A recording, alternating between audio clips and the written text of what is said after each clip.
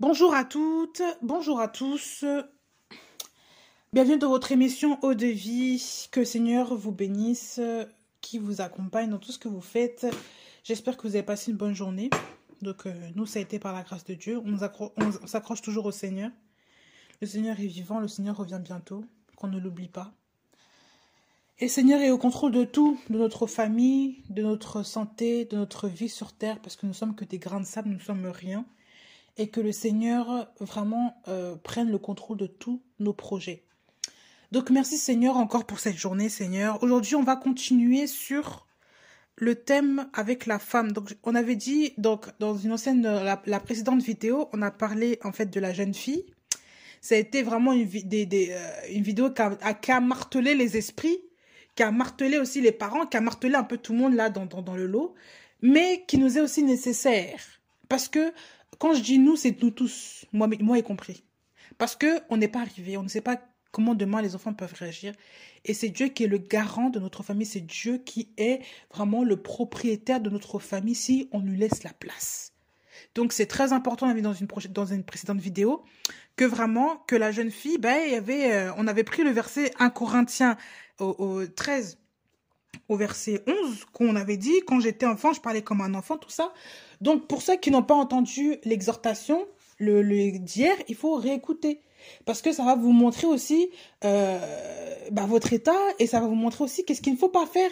Ou même, ça va montrer aux mamans ce qu'il ne faut pas permettre aux jeunes filles de faire. Et ça, il n'y a que l'Esprit de Dieu qui nous enseigne ces choses-là. Ce n'est pas la société aujourd'hui qui doit nous enseigner. La société ne doit pas enseigner nos enfants plus que nous-mêmes parce que les enfants viennent de nous. Dieu nous a donné ces enfants-là, donc c'est à nous que on doit s'occuper de ces enfants-là. C'est très important. Donc aujourd'hui, on va parler maintenant de la femme, on va parler de cette transition-là de la jeune fille vers la femme dans son foyer.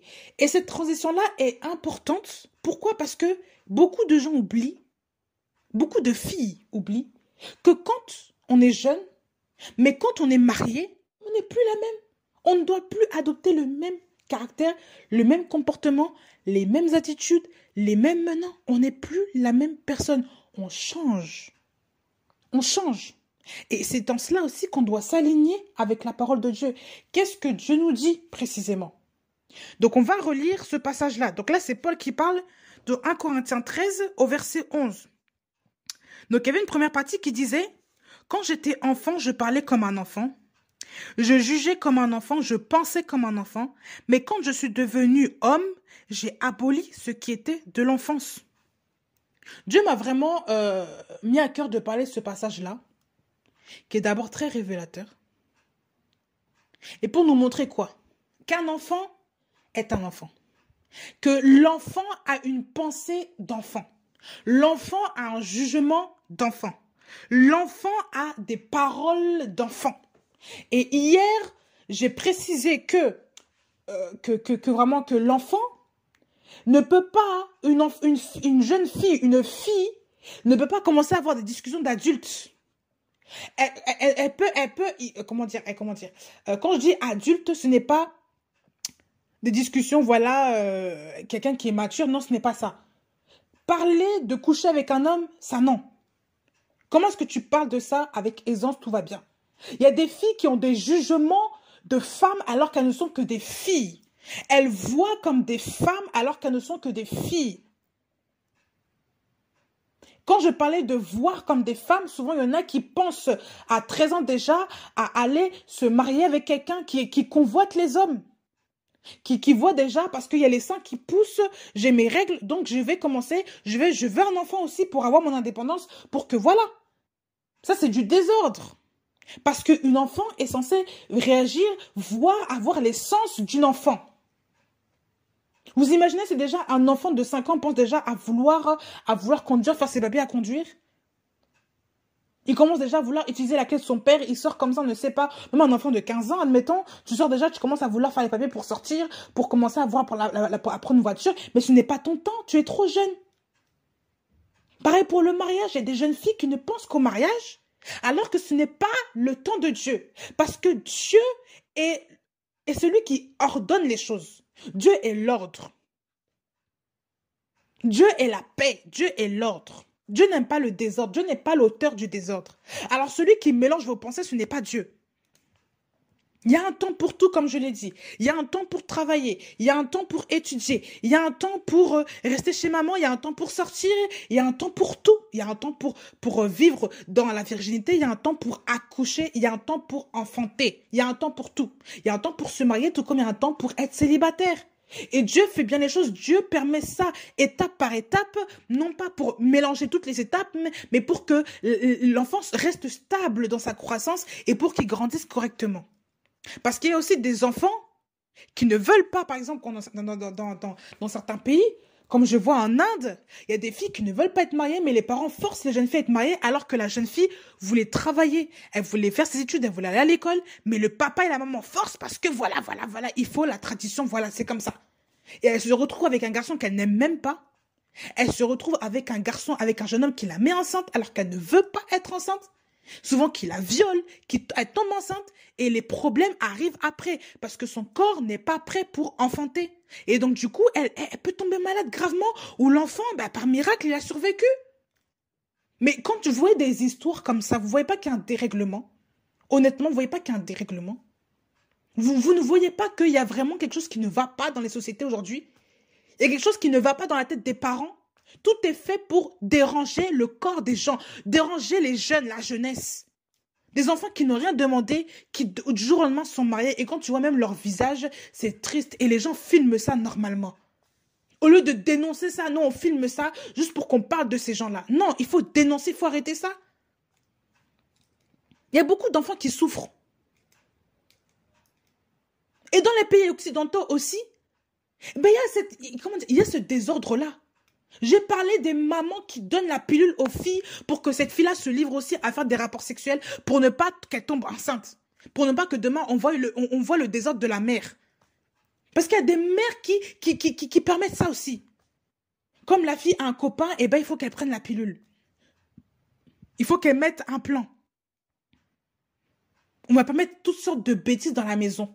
Alors que ce n'est pas le temps de la fille pour faire ces choses-là, c'est le temps de la fille pour étudier, c'est le temps pour elle de se concentrer, c'est le temps pour elle d'apprendre à se connaître correctement pour plus tard être une femme stable. Mais non, elle commence à rencontrer les garçons, elle commence à faire des choses avec les garçons et demain elle tombe enceinte et elle n'est pas prête pour être une mère et c'est comme ça que l'enfant est livré à la grand-mère toute une journée et que la fille commence à sortir dehors, la fille ne veut plus s'occuper de cet enfant-là. Ou pire encore, on avorte parce qu'il y a eu un désordre. Pourquoi est-ce que je dis qu'il y a tellement d'avortements? Parce qu'il y a des désordres dans les familles. Et ça, je ne parle pas des femmes mariées, je parle des jeunes filles souvent qui avortent et les parents ne savent même pas. Ou qui donnent des pilules contraceptives terribles pour que les filles ne tombent pas enceintes. Et ça dérange le corps des filles. Ça, c'est du dérèglement. Ce n'est pas la liberté, c'est du désordre. C'est du désordre et Dieu n'est pas dedans. Parce que Dieu qui a fait le corps de la femme, il a fait le corps de la fille. D'abord fille, il y a une étape, ensuite l'adolescence, puberté, prépubère, machin, et ensuite l'âge adulte où là, elle est prête.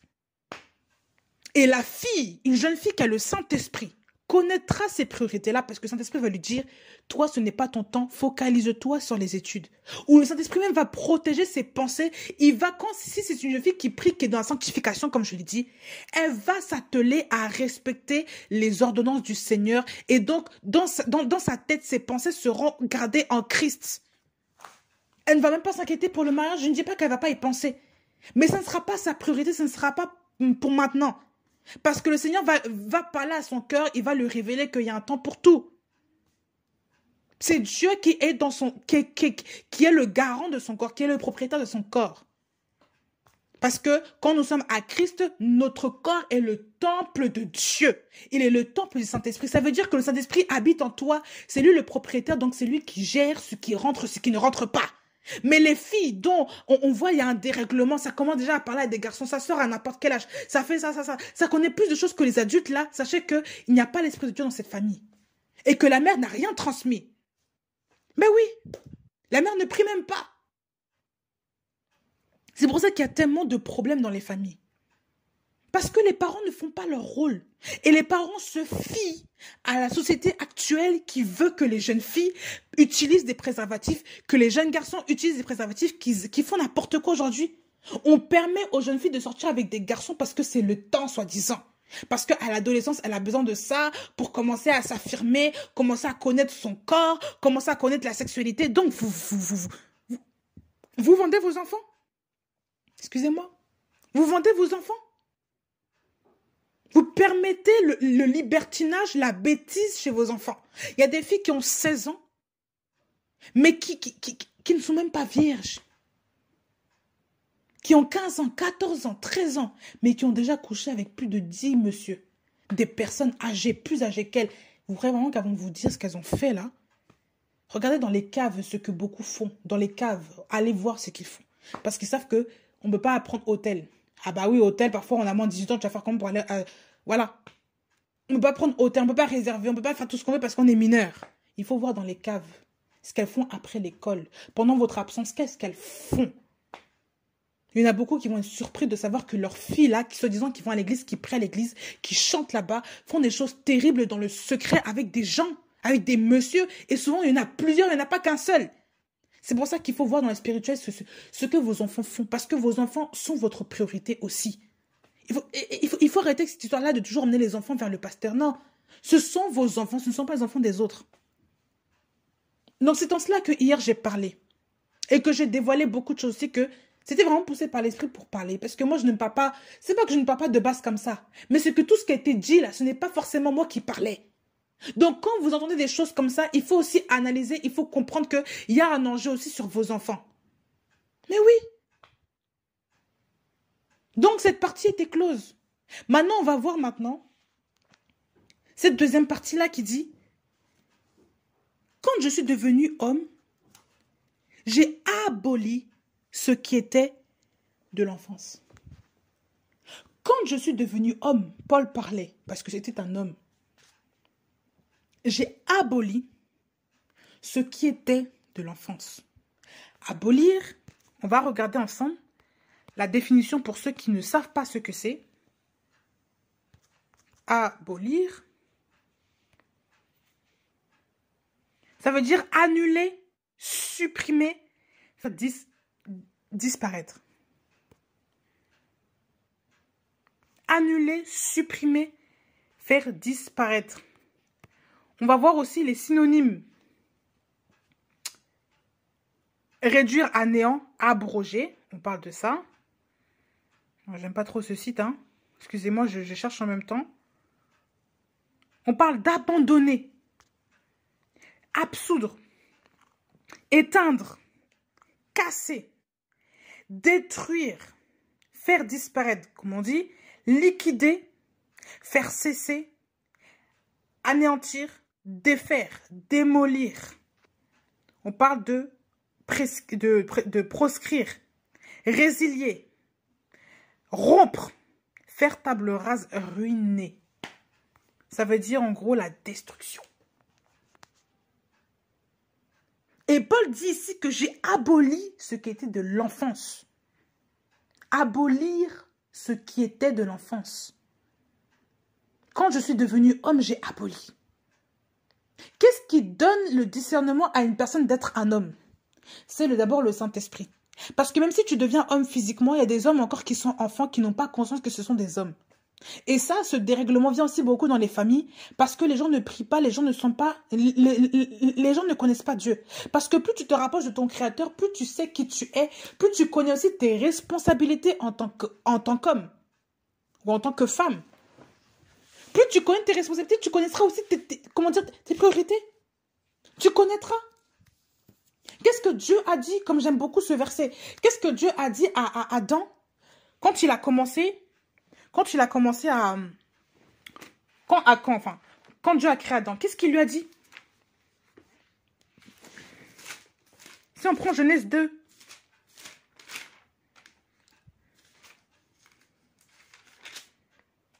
Genèse 2, au verset 13. Yahweh Dieu donc prit l'homme, le mit dans le jardin d'Éden pour le cultiver et pour le garder. Il prit l'homme, le mit dans le jardin d'Éden pour le cultiver et le garder. Pour le travailler et le garder. Il prit l'homme, il ne prit pas l'adolescent. Il ne prend pas le petit garçon, il prend l'homme. Et ce même homme-là était capable, était prêt pour se multiplier. Parce que peu de temps après, il a rencontré Ève. Ça veut dire qu'il était dans la capacité de pouvoir se reproduire. Ce sont les hommes qui se reproduisent. Ce sont les hommes matures qui se reproduisent. Ce sont les hommes qui font, comment dire, qui gardent, qui travaillent et qui gardent ce qu'ils ont, qui sont suffisamment matures pour garder ce que Dieu leur a confié,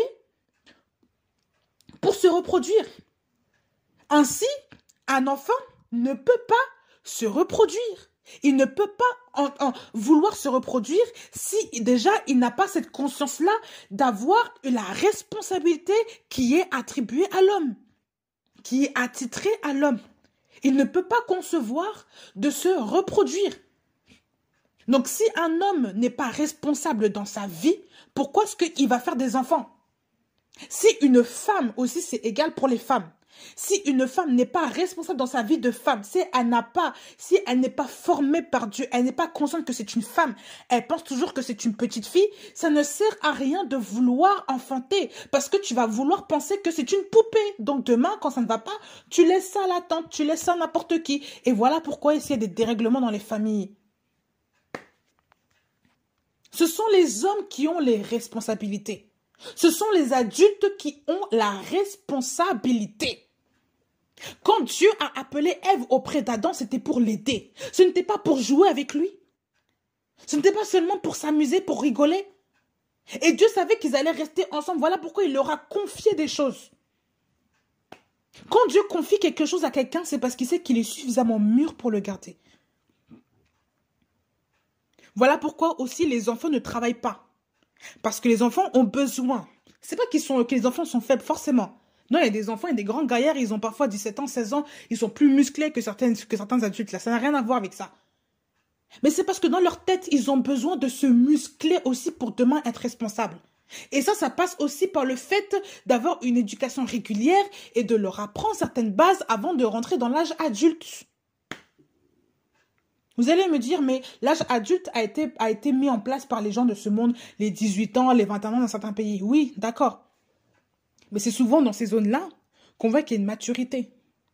Bien sûr, pas tous. Moi, je dirais que c'est beaucoup plus tard que ça pour certains.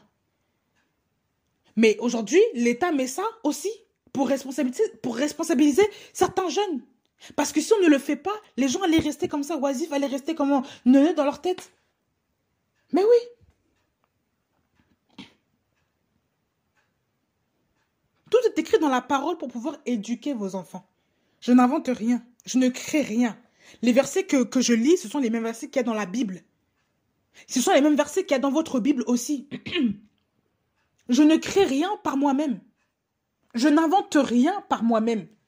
Allez lire la Bible et regardez comment est-ce que les choses doivent être pour aussi éduquer vos enfants et pour redresser si besoin.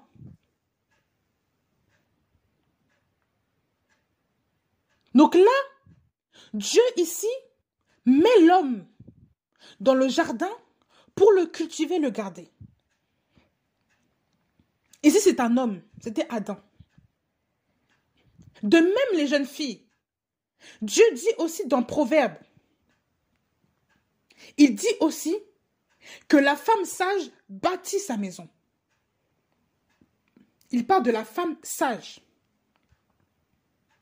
Et quand vous remarquez dans la parole, surtout dans les Proverbes, Dieu, quand il parle, il n'emploie pas le terme fille ou garçon. Il prend le terme de femme et d'homme. Parce qu'ils savent que ce sont eux à qui les responsabilités, voilà. Par contre, quand il parle de l'éducation, il précise que c'est l'enfant, que c'est le garçon, la fille, machin. On précise. On précise les enfants. Et ça, on ne fait pas de différence de sexe entre le garçon, entre la fille. C'est pourquoi tous les enfants doivent avoir le même discours, parce que ce sont des enfants. Tous les enfants doivent avoir les mêmes principes, ce sont des enfants. Par contre, quand tu deviens homme et femme, là, les choses deviennent différentes parce que tu as une responsabilité, l'autre aussi en a une autre. Bah oui.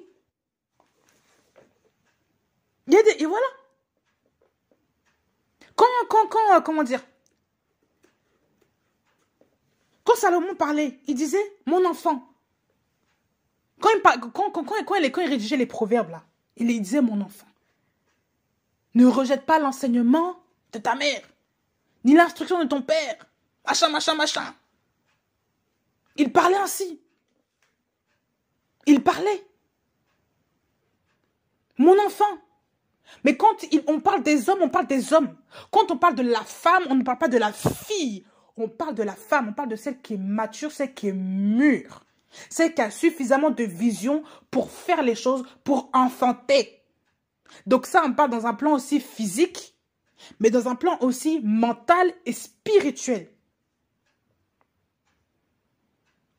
Et oui, il faut abolir ce qui est de l'enfance. Les jeunes filles, là, vous qui rentrez tout juste dans le mariage, ou vous qui tentez, qui voulez rentrer dans le mariage, vous avez par exemple rencontré un monsieur qui est très bien.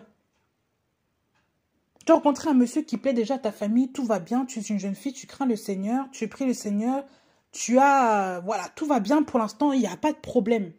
Sache que tu ne seras plus une jeune fille, comment dire, une fille là, maman, papa. Non, non, il faut abolir ça.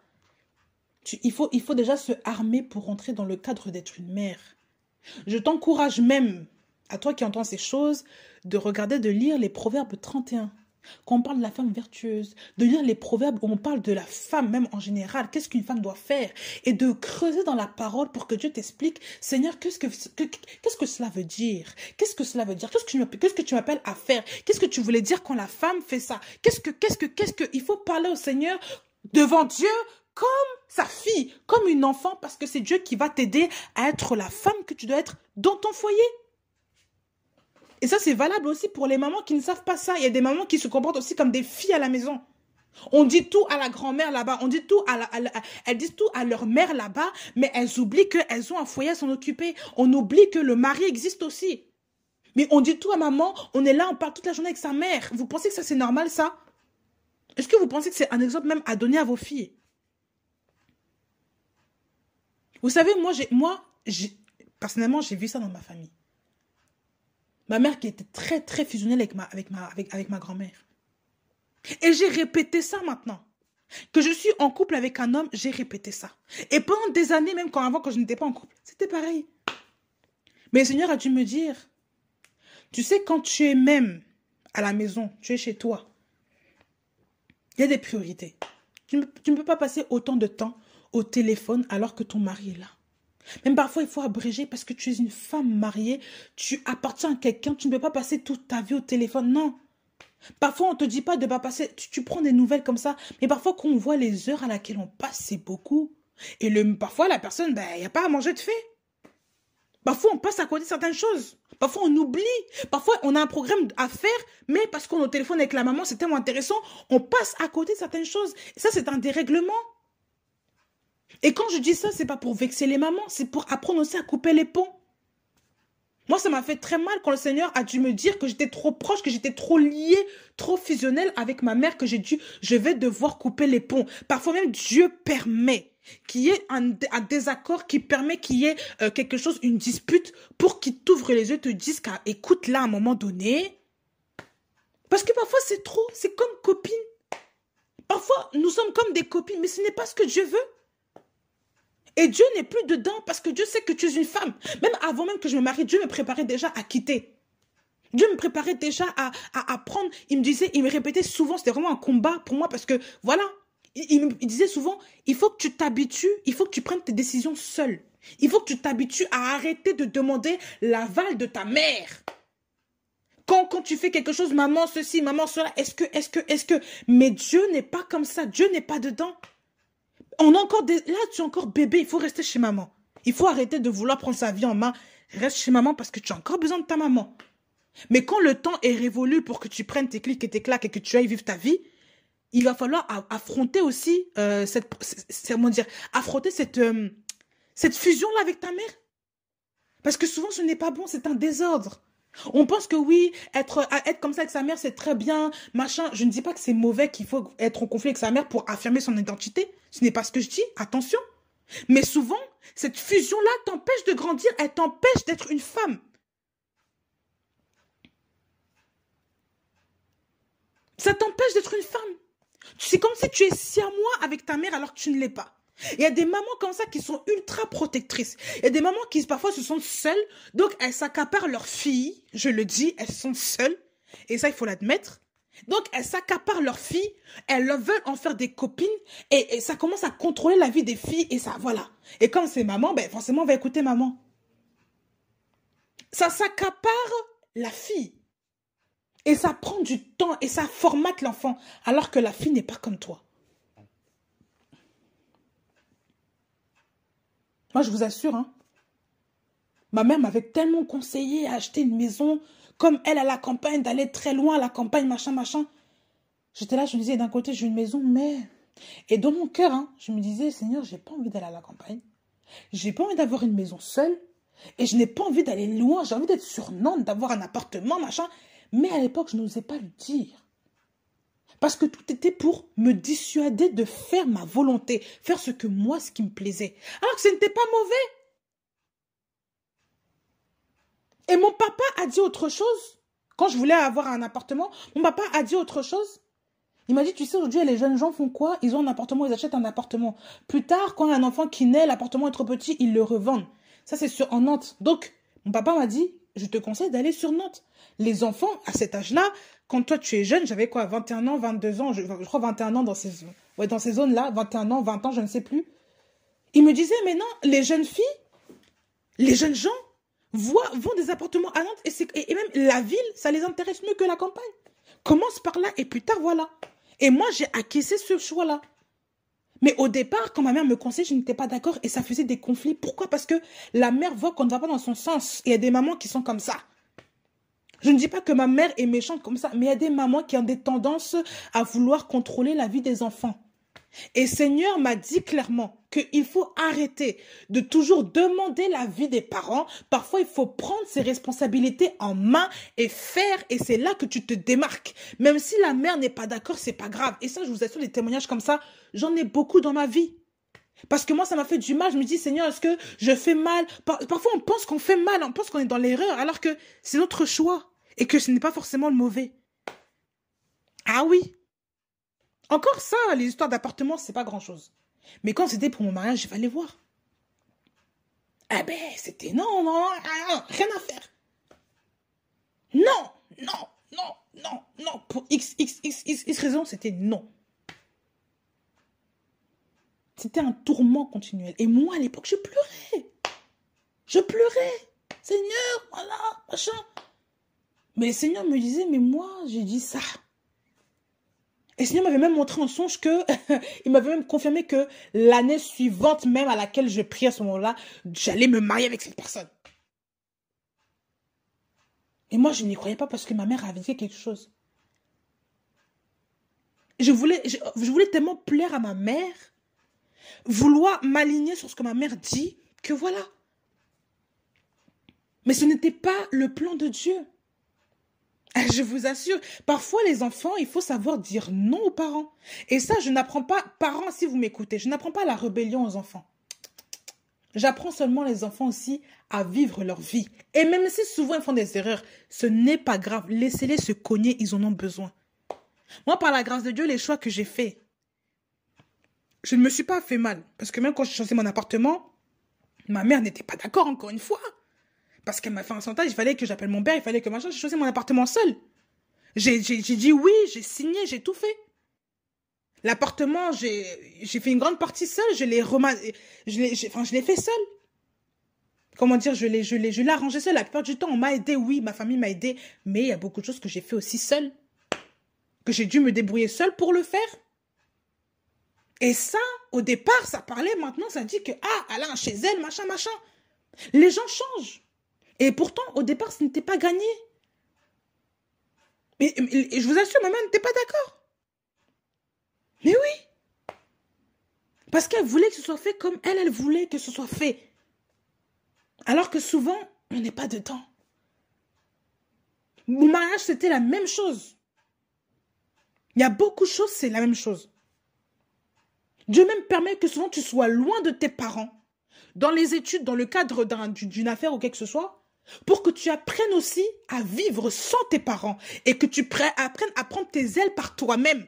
Ça veut dire que souvent, il faut arrêter de pleurer, d'appeler maman tous les soirs. Maman, je me sens triste, tu me manques. Il faut arrêter ça. Toi qui es une jeune fille, tu es en voie pour le mariage. Je sais pas, tu as 20 ans. Et peut-être que demain, tu peux rencontrer quelqu'un qui va te plaire et tu vas finir ta vie avec lui. Mais comment est-ce que tu te comportes aujourd'hui? Ça va porter ses fruits demain. Il faut arrêter de toujours quémander l'attention de tes parents, de ta mère, de ton père pour faire un choix.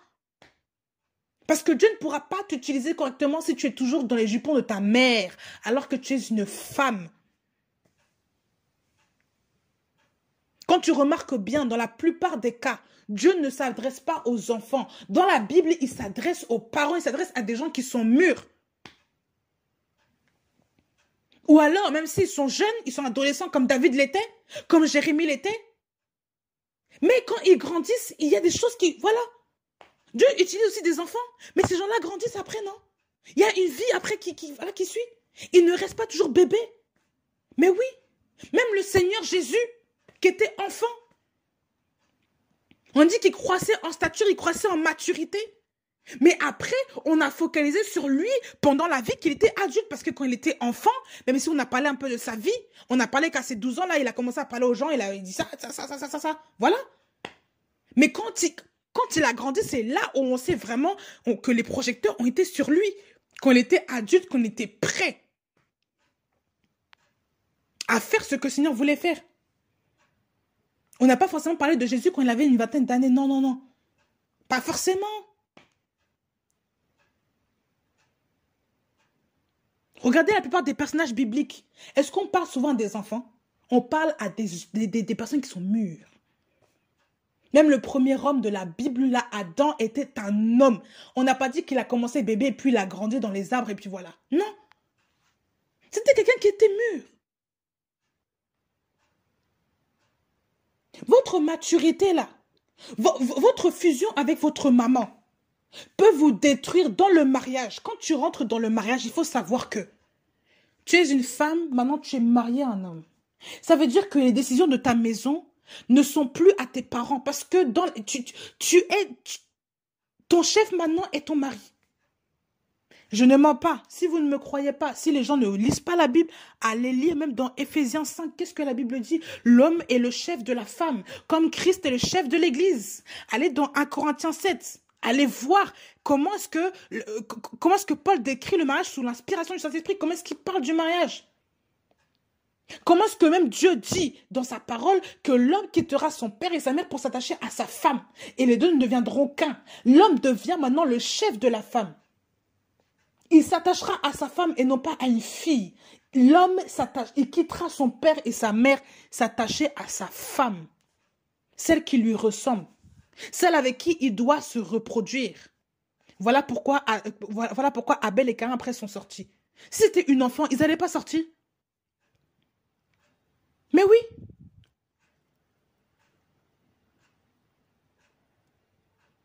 Il faut voir là, il faut voir toutes ces choses-là. Quand tu es chez toi avec ton mari, l'homme a la décision sur votre couple. Il a la décision d'abord sur vous. Ce n'est pas à ta mère de venir décider à ta place. Ce n'est pas à ta mère de vouloir tout faire. Comment on organise la maison, comment on fait ça, comment elle va s'initier dans votre couple, ça c'est du désordre. Je le dis, c'est du désordre. Il ne faut pas permettre ça. Même quand vous avez des enfants, la première responsabilité que vous devez avoir, ce sont les parents d'abord, c'est vous. Même si vous êtes jeune, tu peux avoir 21 ans, ton mari peut avoir 22 ans. Même si selon tes parents, vous êtes jeunes, c'est vous les parents de cet enfant-là, ce n'est pas votre mère. Ce n'est pas ta mère. Donc il faut m'arrêter ça. Non. Tu es marié chez quelqu'un. Tu es marié avec une personne. C'est cette personne-là qui est ton chef. Ton mari, c'est lui qui est ton chef. Ce n'est pas ta mère ni ton père. Ça, c'est fini. Et je vous assure, il faut apprendre à dire non pour grandir et rentrer dans sa vie de femme. Il faut apprendre souvent à refuser certaines choses aux parents. Il faut arrêter de toujours acquiescer. Non, je suis désolée. Moi, la même histoire pour mon fils qui va venir. La même histoire. On a voulu acheter un berceau parce que soi-disant, c'est une tradition familiale. Il y a tradition, tradition, tradition. Moi, j'ai dit, bon, déjà, tradition, j'aime bien que c'est une tradition d'acheter un berceau, je ne savais pas. Nous, on a pris un berceau qu'on nous a donné. Personnellement, le Seigneur m'a dit, toute chose est sanctifiée par la prière, par la parole. Donc, tu pries dessus, tu nettoies le berceau. Tu le pries, il est en bon état, tu le gardes. Et la plupart des choses que j'ai eues, on me les a données. Je n'ai rien acheté de tout ce qui était voilà, du bébé. J'ai acheté qu'une commode pour mon enfant. Le Seigneur m'a dit, tu gardes, tu pries dessus. J'ai demandé aussi à mon conjoint, qu'est-ce qu'on en fait? La mère veut acheter un berceau, on a déjà un berceau. Machin, il m'a dit, on va garder le berceau, pourquoi on va encore racheter? Ça ne sert à rien. Même ma soeur m'a donné une table à langer. Que je n'ai pas demandé, je pensais dans mon esprit à acheter une table à langer. Elle m'a dit, tu veux ma table à langer parce que j'ai ça? Et j'ai récupéré, gloire à Dieu. Et ça rentre parfaitement à l'endroit où ça devait rentrer. Je n'ai rien calculé, c'est Dieu qui fait grâce. Et là encore, quand j'ai dû dire non, on va le garder, ça a fait des histoires. Ça dit, mais non, chaque fois qu'on va faire quelque chose, non. Parfois, il faut apprendre à dire non, on va le garder, c'est bon. Pour que les gens aussi apprennent à respecter votre choix de vie. Parce que les gens, vous savez, je ne dis pas ça pour discréditer ma mère. Mais parfois, quand on est maman, on pense que notre enfant nous appartient comme quand il était enfant. Et ça, il y a souvent ce dérèglement-là chez les mères qui sont trop fusionnelles avec leurs enfants, qui veulent trop prendre l'ascendance sur leurs enfants aussi. Il faut faire attention à ça. Quand vous voyez que vous avez une tendance, vous les mères, à être toujours sur le dos de vos enfants, apprenez aussi à aller dans la prière pour relâcher aussi la prise. Au fur et à mesure qu'ils grandissent, de toute façon, vous devez relâcher la main sur vos enfants pour qu'ils apprennent aussi à grandir en tant qu'adultes. Vous ne pouvez pas toujours être derrière eux comme ça, ce n'est pas bon. Ce n'est pas bon. Vous faites tout à leur place, vous choisissez les choses à leur place, ce n'est pas bon. Conseillez-les comme une mère, mais respectez-les aussi comme des parents, comme des pères et des mères qu'ils vont être. Parce qu'ils ont besoin de grandir. Si vous êtes toujours derrière eux, ceux qui ont le caractère plus doux, là, vont se laisser embarquer. Et dès qu'il y a un problème, on va courir chez maman, chez papa. Ce n'est pas bon. Il faut leur apprendre à gérer leurs soucis seuls. Il faut leur apprendre à gérer leur économie seuls. Il faut leur apprendre à faire les choses seuls pour que demain, ils viennent des parents autonomes et responsables. Et qui ne demandent l'accord de personne. Je vous assure. Il faut arrêter ces choses-là, là. Mais oui. Vous êtes une femme, vous êtes une jeune fille. Vous venez à peine de rentrer dans le mariage. Sachez que vous ne dépendez plus financièrement, ni moralement, ni je ne sais pas quoi, de vos parents. Vous dépendez de monsieur qui est à côté. Devant Dieu, c'est monsieur qui voilà. Même si là, vous demeurez toujours les enfants de vos parents. Ça ne change rien. On vous demande de les honorer, oui. Mais tu n'es pas obligé de les obéir à chaque fois qu'ils te disent quelque chose. Tu n'es pas obligé, surtout quand toi, tu ne le sens pas. Parce que maintenant, c'est toi qui es mère de quelqu'un, c'est toi qui es femme de quelqu'un. Tu n'es pas obligé de toujours, voilà. Il faut arrêter ça. Et ça, je le dis, il faut remettre l'ordre dans les familles parce que souvent, il y a ce désordre-là sous prétexte que maintenant, on est dans une culture africaine, les enfants ne réagissent pas. Non, parfois, il faut dire les choses pour que les gens comprennent où est leur place. Leur place là est avec leur couple, avec leurs autres enfants qui ne sont pas mariés. Ce n'est pas avec vous. Vous qui êtes mariés, vous prenez vos responsabilités, vous vous débrouillez. Mais oui. Et vous arrêtez d'inviter toujours tout le monde dans la famille. Et il faut arrêter aussi ces choses-là de toujours appeler maman, papa. Quand il y a un problème, on l'appelle, on crie maman, papa. Il faut arrêter ça. Il faut arrêter. Ce sont les enfants qui, quand ils font bobo, là, quand ils sont tombés, c'est eux là qui crient maman, papa, voilà. Qui pleurent toute une journée, maman, papa. Ce sont les enfants qui font ça. Donc si vous voyez que vous avez déjà cette tendance-là, priez Dieu pour que Dieu vous en délivre. Parce que quand on est adulte, là, on ne fait pas des choses comme ça. Il faut arrêter ça. Ça, c'est un caractère puéril. Ce n'est pas le caractère des adultes. C'est un caractère puéril. Ça veut dire caractère enfantin. Et quand la Bible vous dit qu'il faut abolir ce qui est de l'enfant, quand vous devenez homme, quand vous devenez femme, il faut abolir ce qui est de l'enfant. Ça veut dire qu'il faut cesser certains comportements aussi. Il faut cesser certains comportements. Il faut arrêter de toujours vous introduire sous les jupons de maman, de vous réconforter sous les jupons de maman quand avec votre mari, ça ne va pas. Il faut arrêter. Allez devant le Seigneur. Priez devant le Seigneur parce que c'est lui qui a créé le mariage. Ce n'est pas vos parents qui ont créé ce mariage-là. Ce n'est pas vos parents qui vous ont réunis. C'est Dieu d'abord. Donc allez voir Dieu. Demandez-lui le comportement à avoir avec votre mari. Allez vers Dieu, ça ne va pas. Allez vers Dieu. Vos parents vont faire quoi? En plus, vous allez dire ça à vos parents. Vos parents, maintenant, vont voir le monsieur avec un air bizarre. Ah, ma fille n'est pas heureuse. Ça commence à créer des problèmes. Ça commence à dire à tout le monde que le monsieur fait souffrir la fille, alors que ce n'est pas vrai. C'est juste une dispute de rien du tout. Et on va commencer à amplifier des choses. Tout ça, pourquoi? Parce qu'on a dit n'importe quoi. Parce qu'on n'est pas mature. Et on rentre dans le mariage, tout ça pour la libido. On rentre dans le mariage pour faire des enfants. On rentre dans le mariage pour avoir ça. Pour montrer qu'on est marié, pour montrer la bague, pour montrer la grosse robe blanche là. Mais qu'est-ce qu'on s'en fout de la robe blanche après un mois? Les gens t'ont oublié déjà. On s'en fout de tout ça. Il faut réfléchir comme des adultes, pas comme des enfants là, qui vont courir. Ah oui, c'est la fête, on s'amuse, on mange bien, on rigole. Et puis après, voilà. Et quand les enfants arrivent, il y a des problèmes, on pleure, on ne sait pas gérer. Pourquoi? Parce qu'on est encore des enfants. Et des femmes comme ça qui pleurent pour tout et pour rien. Elles pleurent pour tout et n'importe quoi. Lorsqu'il y a un petit problème familial, on est là, on s'écroule. On appelle maman, on appelle papa, on s'en sort plus. Mais c'est quoi? Il faut réfléchir, il faut poser les bases avant de se marier. Il faut grandir. Lisez la Bible, demandez à Dieu d'abolir en vous ce qui est de l'enfance, de révéler en vous, de vous révéler ce qui ne va pas en vous, pour que vous puissiez voir ce qui n'est pas conforme à une vie de marié. Il faut lui demander ces choses-là. Moi, le Seigneur m'a dit, ça c'est des comportements d'enfant. Tu ne peux pas toujours demander à ta mère ça. Et parfois, quand tu regardes, même quand tu demandes, tu commences à faire, ça ne te correspond même pas. Pourquoi? Parce que ce n'est pas sa vie. Parce que, comment dire, ce n'est pas ta vie. Tu vois bien que la décision que la personne prend, ça ne te correspond pas. Mais quand toi, tu prends la décision, c'est ça qu'il te fallait. Et après, tu regrettes. Ou tu te laisses aller. Il faut apprendre à dire non à certains parents, souvent qui sont trop envahissants dans votre vie.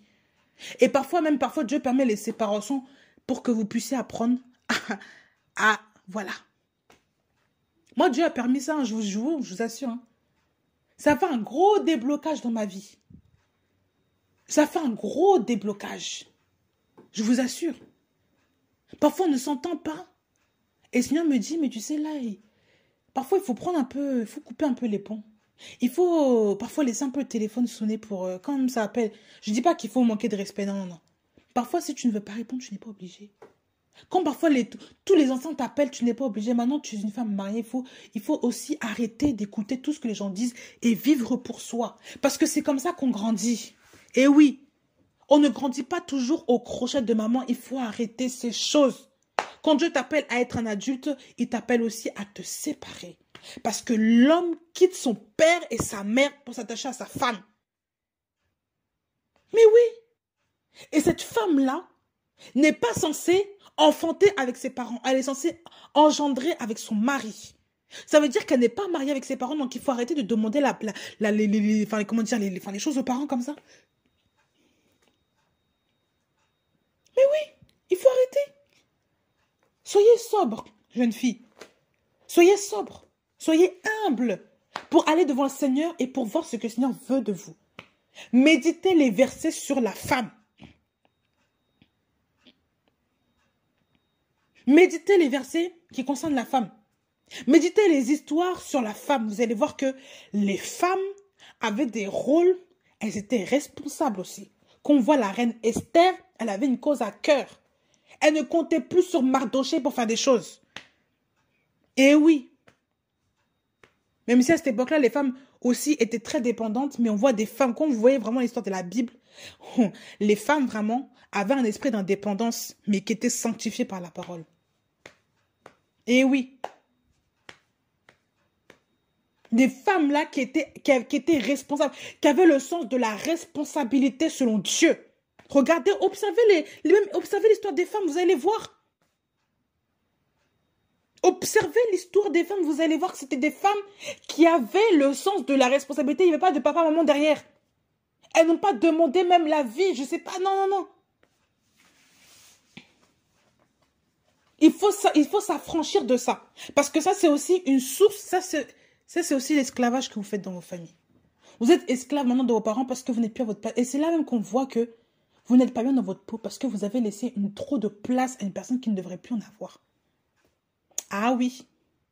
Vous savez, quand vous rentrez dans le mariage, il y a des choses qui, quand elles ne cessent pas, ça vous fait souffrir, ça fait souffrir votre couple. Et quand vraiment, il y a vraiment trop de proximité avec les parents en permanence, vous allez voir que le couple va se détruire parce qu'il y a des choses qui ne sont pas dites. Voilà, voilà. Il y aura des embrouilles, des gens qui vont se mêler de vos affaires alors que ce n'est même pas à s'en mêler. Et je vous assure, je vous déconseille de le faire. Parce que ça crée vraiment des ennuis. Ce qui se passe sous votre toit là, réglez-le avec votre mari et avec le Seigneur d'abord. N'allez pas courir dans les bras de maman, de papa là, pour raconter toute votre vie, tout ce que le monsieur vous fait subir, ça ne se fait pas. Mais quand c'est comme ça là, il fallait réfléchir à 2 fois avant d'aller vers cet homme là. Il faut réfléchir, il faut prier avant de se marier aussi. Mais demandez à Dieu, Seigneur, abolis en moi ce qui est de l'enfance. Parce que je viens tout juste de me marier, s'il est possible que j'ai encore des habitudes. Mais Seigneur, aide-moi à être une femme responsable. Qu'est-ce que je dois faire? Et le Seigneur va vous parler. Si vous parlez avec un cœur honnête, le Seigneur va vous parler. Il va vous enseigner. Il va vous enseigner la parole. Il ne va pas vous laisser aller à vous-même comme ça. Il va vous enseigner. Je vous assure, Dieu est fidèle dans sa parole. Dieu est un père. Et un père instruit son enfant. Il va vous instruire de comment est-ce qu'on s'abolit. Comment est-ce qu'on s'abolit de l'enfance pour rentrer dans une vie d'adulte. Et c'est là que vous allez voir que le Seigneur est au contrôle de tout. Et que le Seigneur va faire des choses dans votre vie que vous allez vous affirmer. Et même si les parents ne sont pas d'accord, ils sont contre vous, c'est pas grave. Parce que vous n'êtes pas en train de les déshonorer en faisant ça. Vous êtes dans le bon chemin. Quand vous écoutez le Seigneur, même si les parents ne sont pas d'accord, il n'est que question de temps pour qu'il voit aussi les fruits dans votre vie. Donc ce n'est pas grave. On n'a pas dit que vraiment que le fait de ne pas dire oui à ses parents, c'est être en déshonneur. Pas du tout. On n'a pas dit que le fait de prendre position, c'est être en déshonneur. Pas du tout. Quand vous n'êtes pas d'accord, soyez pas d'accord jusqu'au bout. Il ne faut pas s'écraser parce que la maman a dit que, parce que la matriarche a dit que, parce que le patriarche a dit que. Il faut arrêter ça. Quand Dieu vous dit quelque chose, il faut l'écouter plus que vos parents parce que c'est lui qui sait toutes choses. Il a la vision, il est omniscient. Vos parents ne connaissent pas tout de vous. Ils ne connaissent quasiment rien de votre vie, de votre nouvelle vie avec votre personne là. Donc c'est Dieu qui connaît toutes choses. Donc confiez-lui d'abord vos soucis, confiez-lui d'abord votre vie et Dieu s'occupera du reste. Mais arrêtez, s'il vous plaît, de courir chez vos parents et chez vos parents. On n'a pas dit qu'il ne faut pas demander un conseil pour des petites choses. Mais quand vous courez tout le temps, il faut arrêter. Tu fais encore tes papiers, tu vas voir ta mère. Il faut arrêter. Tu peux demander un conseil, maman, t'as vu, j'ai fait ça. Tu penses pas que voilà. Mais quand tout le temps tu cours chez ta mère pour faire des... C'est ta mère qui fait tes papiers. C'est ta mère qui commence à acheter les choses pour qui te conseille de comment est-ce qu'on gère l'enfant, comment est-ce qu'on ça, comment est-ce que l'enfant, comment est-ce que... Mais c'est quoi ce désordre-là, là? Non! Vous croyez que ma mère même m'achetait acheter les affaires de mon enfant? Pas du tout. Je me suis débrouillée seule. Pour faire les choses pour mon enfant, comment dire, pour s'occuper de ma maison, je fais les choses seule. Je ne m'appelle pas ma mère. Et ça aussi, il faut le dire. Il faut arrêter de laisser la maison en désordre. Tu es une femme mariée. Ce n'est pas... Là, ce n'est plus ta chambre de petite fille à la maison où ta mère vient derrière toi et range. Tu es une femme mariée, maintenant tu fais le ménage chez toi. Tu fais le ménage, tu ranges ta maison. Il faut être aussi responsable à ce niveau-là. Et ça, il faut le dire. Les jeunes filles, là, celles qui m'écoutent, là, arrêtez de courir derrière votre maman, là, pour commencer à dire, maman, est-ce que tu peux m'aider à faire le ménage chez moi parce que machin, aide-moi à faire manger. Oui, tu peux me faire ce plat-là pour mon mari? Non. Mais c'est quelle honte, ça? Tu es une femme mariée, tu es censée t'occuper de ton mari, faire à manger, faire la lessive, faire le ménage, toutes ces choses-là. Pourquoi est-ce que tu appelles toujours ta mère pour faire un plat, pour savoir faire un plat? Mais je sais pas, franchement, je ne sais pas. Et si ta mère n'avait plus de téléphone, tu allais faire comment? C'est quoi ce désordre-là que vous mettez aussi dans votre vie, là? C'est ça aussi, dépendre des parents. Dépendre. Quand on dépend des parents, c'est quand on est enfant. Quand tu es encore à la maison, tu dépends des parents. Mais quand tu es une femme, tu es sortie de la maison, tu es chez un monsieur là, il faut arrêter de toujours appeler maman en permanence. Et les 3 heures au téléphone là aussi, il faut les cesser. Parfois, il faut abréger la communication aussi. Parce que tu n'es pas la copine de ta mère. Je t'assure. Il y a beaucoup de mamans, quand vous étiez parfois adolescente, on fait les études, on parle longtemps au téléphone. Ah oui, il n'y a pas de souci. Parfois, Dieu ne dit rien. Quand tu es marié, il faut voir les habitudes qui reviennent. On commence à tout raconter à maman parce qu'on a eu l'habitude de tout raconter à maman sur notre vie, de tout. Non, il faut pas. Même pour des petites choses, parfois, il faut se taire. Le Seigneur m'a dit une fois, ne dis rien. Ne découvre jamais ton mari. Même si parfois il fait quelque chose qui ne te plaît pas, même s'il a une attitude qui est comme ça, ne découvre jamais ton mari. Même pour un petit truc de rien du tout. Ne découvre jamais ton mari parce que c'est le respect que voilà, qu'ils vont lui donner aussi demain. Mais souvent, les femmes qui sont trop fusionnelles avec leur maman, elles balancent tout et n'importe quoi et ça crée du désordre. Et maintenant, plus personne ne respecte le mari, là. Moi, j'ai vu ça dans ma famille, je vous le dis. Dans ma famille, j'ai vu des cas comme ça et c'est pour ça que les hommes ne sont pas respectés, d'ailleurs, je le dis. Beaucoup d'hommes ne sont pas respectés dans ma famille. Pourquoi? Parce que beaucoup de femmes aussi parlent mal de leur mari, parlent mal de monsieur, parlent mal des gens. Et on parle mal du beau-frère, mais il n'y a pas de souci. On parle mal de je ne sais qui. Tout le monde se critique entre nous parce que les gens ne savent pas fermer leur bouche concernant leur conjoint, leur conjointe. Et on ouvre des portes à l'ennemi comme ça sur notre famille.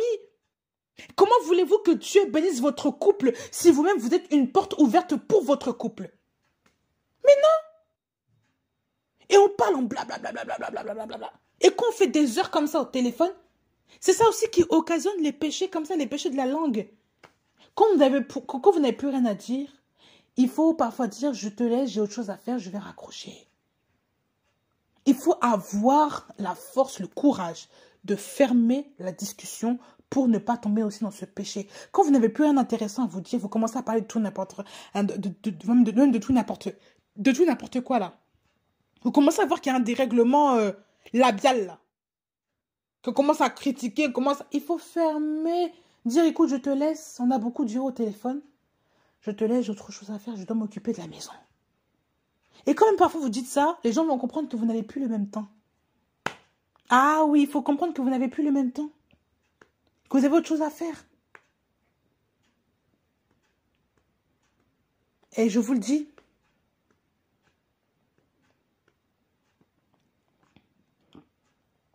parfois, les jeunes filles veulent se précipiter dans le mariage alors qu'elles ont encore besoin de maman. Et on court faire les choses, on fait les choses même en désordre pour que on accepte le monsieur. Mais on oublie que la maturité, ça vient d'abord de Dieu. C'est Dieu qui abolit certaines choses de l'enfance.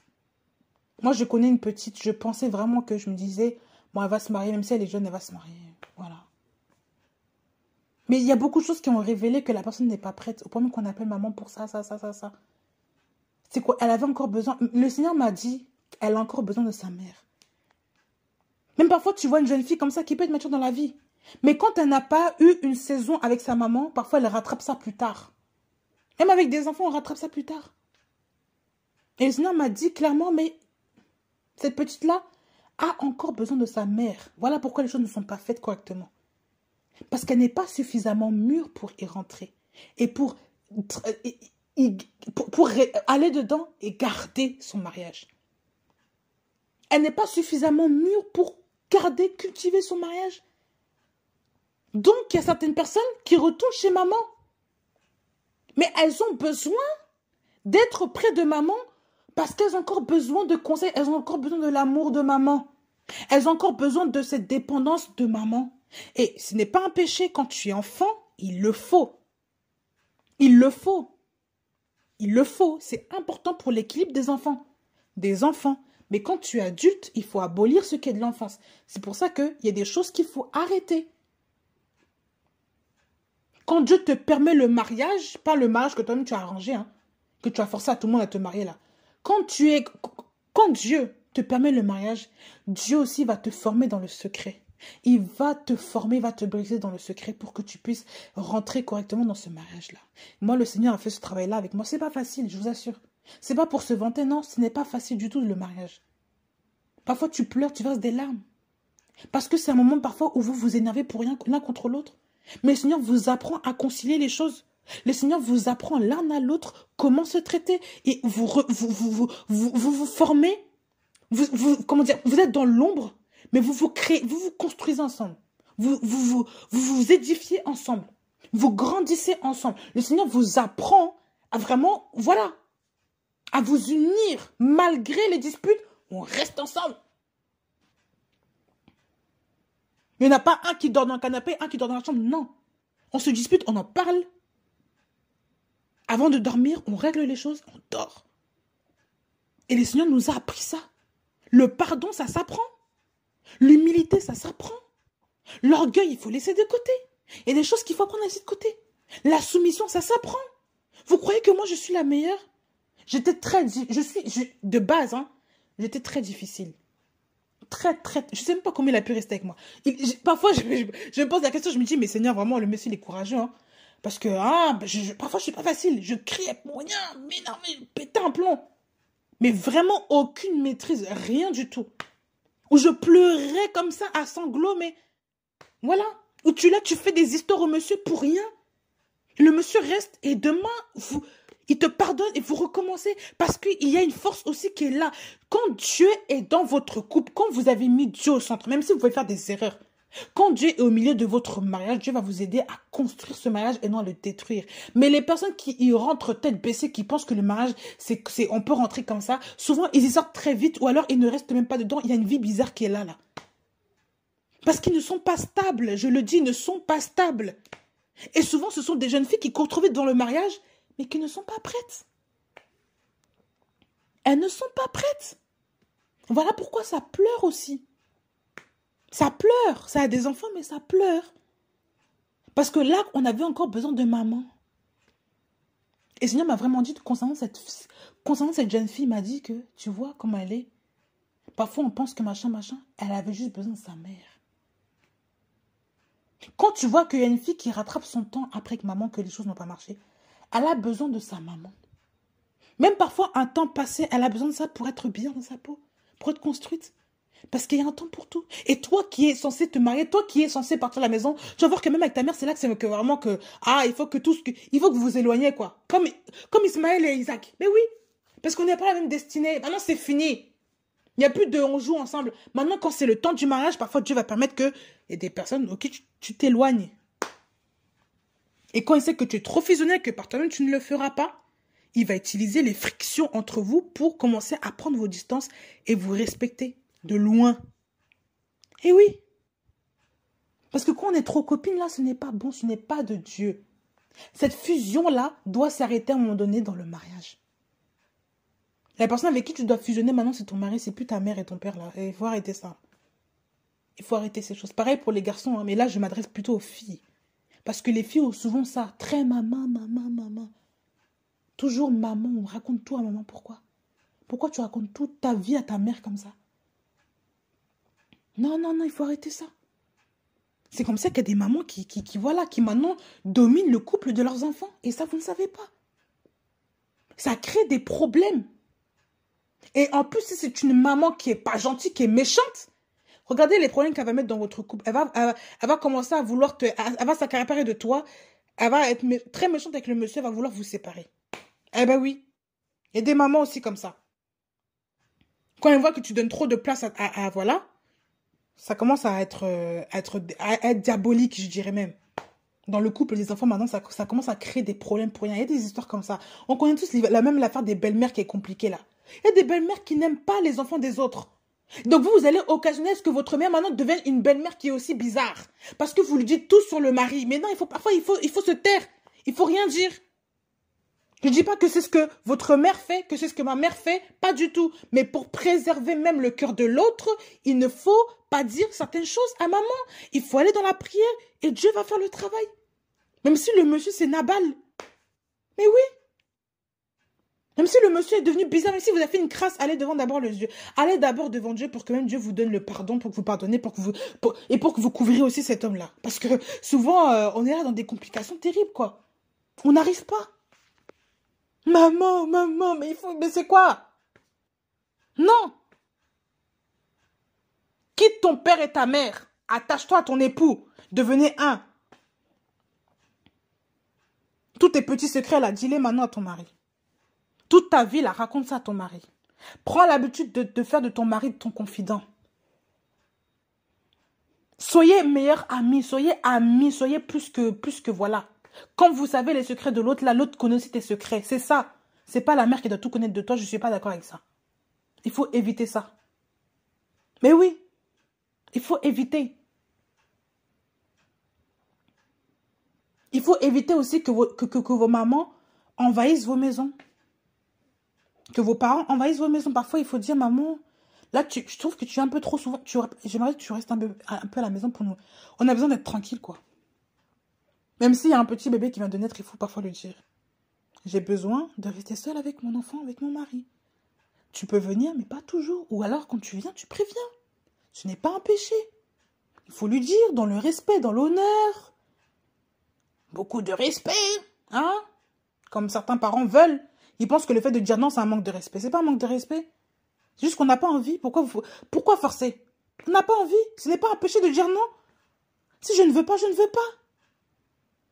Oh, je ne suis pas obligée même de dire oui à tout ce que toi tu veux, tout ce que tu désires. C'est une obligation, c'est marqué où? On a déjà dit parents, enfants, honorez vos parents. On peut t'honorer, mais il faut arrêter de vouloir mettre une épée de Damoclès sur la tête des enfants quand les enfants disent non. On n'est pas obligé de tout dire oui, oui, comme, je sais pas, comme des bébés là. Non, non, non, non, non. Tu t'affranchis de ça là. S'affranchir aussi, c'est être libre, ne plus être esclave. Parce que les petits-enfants sont vraiment, c'est pas que c'est comme des esclaves, hein. Mais la position, quand papa dit oui, ça doit être oui pour l'enfant. Quand papa dit non, ça doit être non pour l'enfant. L'enfant n'a pas son mot à dire. Mais par contre, l'homme a son mot à dire, la femme a son mot à dire. Si même la maman n'est pas d'accord, c'est pas ton problème. Si toi tu as dit non concernant quelque chose, ça ne te plaît pas, ça ne te plaît pas. Alors il faut arrêter de toujours aller dans le même sens que sa mère là. Non. Tu as compris ça? Donc quand tu comprends ça, il faut maintenant l'appliquer.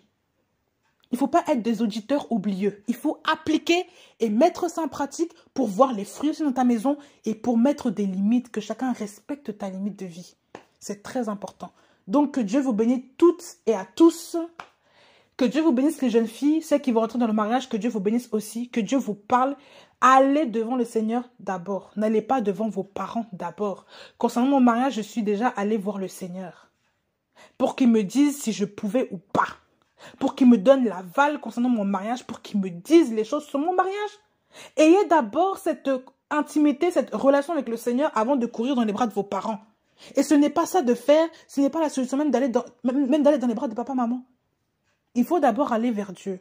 Qu'est-ce que Dieu a à dire? Et ensuite, Dieu vous guidera dans toute sa confiance, dans toute sa parole, il va vous guider.